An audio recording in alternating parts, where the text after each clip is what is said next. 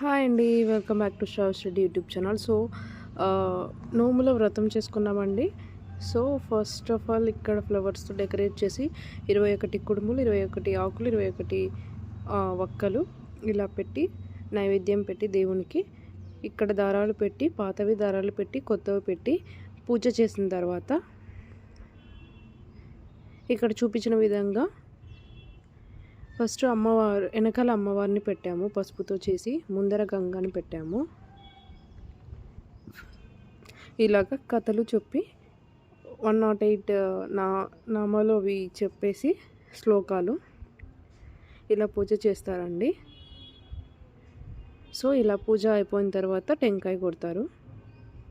Next day ఇలా నైవేద్యం పెట్టి పారుతున్న నీళ్ళల్లో ఇలా గంగలో వదిలేస్తారనమాట.